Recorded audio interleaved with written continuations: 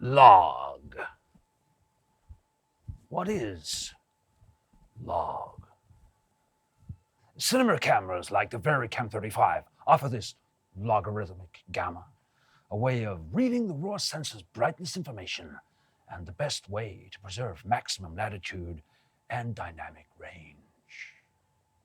Think of it as being derived from analyzing classic film stock.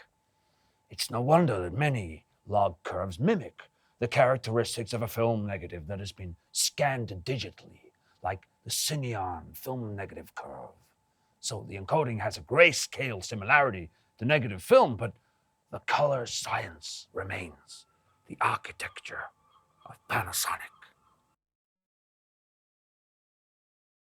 So, when in V-Log, the camera bypasses all that internal processing and delivers a smooth, flat, clean image that is ready to be graded in post.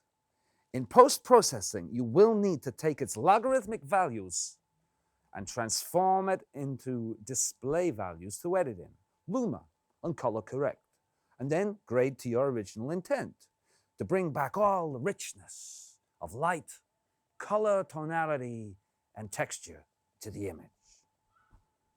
V-Log is ideal for cinema production and broadcast, or heavy post-processing like matching other cameras in a multicam production, but not so practical to use. If you want a fast turnaround, load up a video to YouTube or your family gathering, you can use any of Lumix S1's picture profiles for that. When shooting in V-Log, you will need to achieve accurate white balance and exposure, but let's have a look at what's going on in the Lumix S1 interpretation of V-Log. Panasonic have measured the Lumix S1 camera to have a sweet spot of 640 ISO in V-Log recording.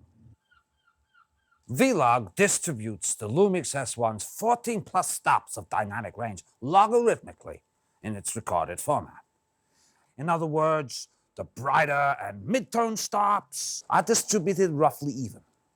Other video cameras are biased toward brightness than darker stops, i.e. you will probably experience more noise and banding in the shadows with traditional picture profile, non-log gamma recordings. Of course, even with log, you're not going to always be able to shoot in the sweet spot. But just remember, you will get more tonal range in the shadows at base ISO 640. For example, daylight shooting. If a lower setting of, say, ISO 400 or 200 has been implemented, scaled downwards, it's highly likely that the image would suffer from compressed highlights from the imbalance of distance to middle gray, i.e. leaning more toward shadows. So, now you know that V-Log provides the flattest exposure and color palette and the most dynamic range possible from the sensor.